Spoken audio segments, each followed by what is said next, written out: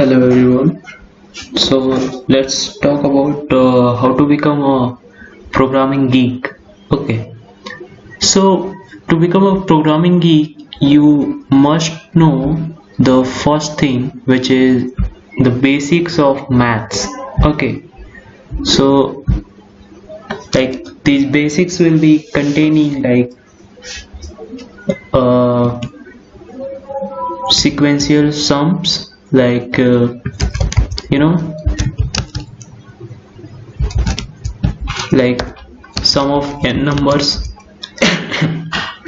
Sorry, sum of n numbers, n square numbers, right? And a little bit about matrices, right? So these are the things, the very basic things you will need to become a programming geek, to give it a chance or give it a look into this programming field.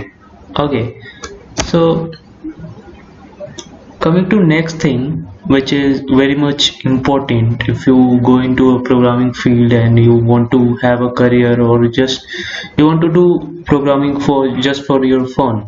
Okay, so the very second thing which you will need will be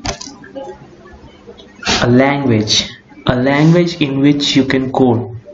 There are many languages out there in this changing time, C, very basic. If we start from very basic, C is the very basic language which many of the universities teach their students in their first semester. Okay, so and then they kind of upgrade to C++, right?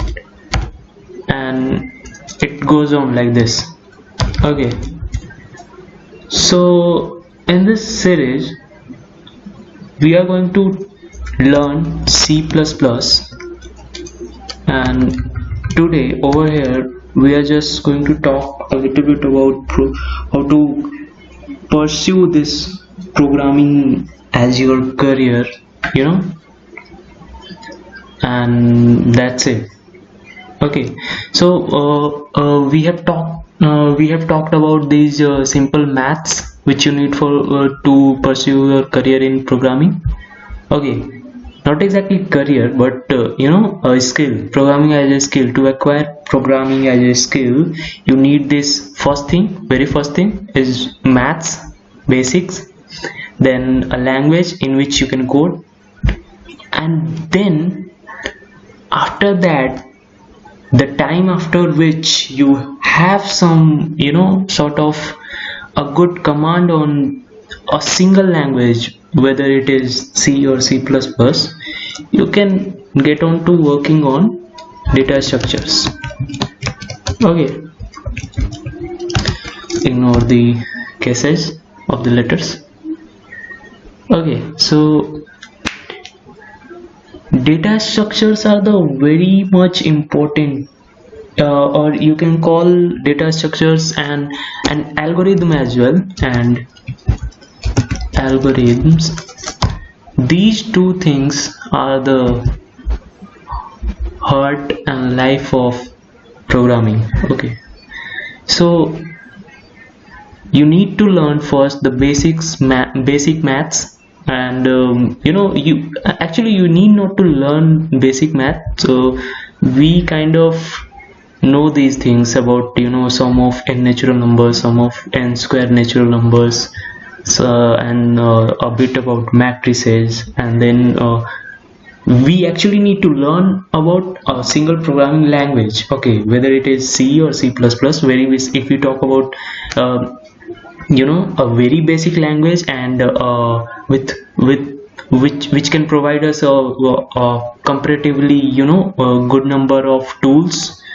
in which we can code, then I would recommend you to go with C++.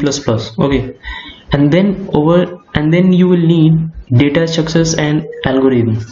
Okay, So this is it. Of course you will not become a a very good coder. There are many people in the world who are coding, and still they are not perfect.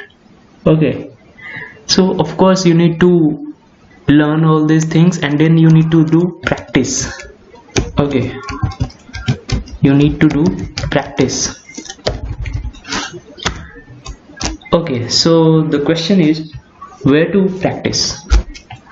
So there are a couple of sites like Geek for Geeks, okay, HackerRank, HackerEarth, CodeSafe, right? Then Code Forces, Lead Code, and so on. So if I talk about Geek for Geeks will be a site on which you can go and you can get detailed information about each and every topic, whether you talk about any programming language or whether you talk about any data structure and algorithm, whatever.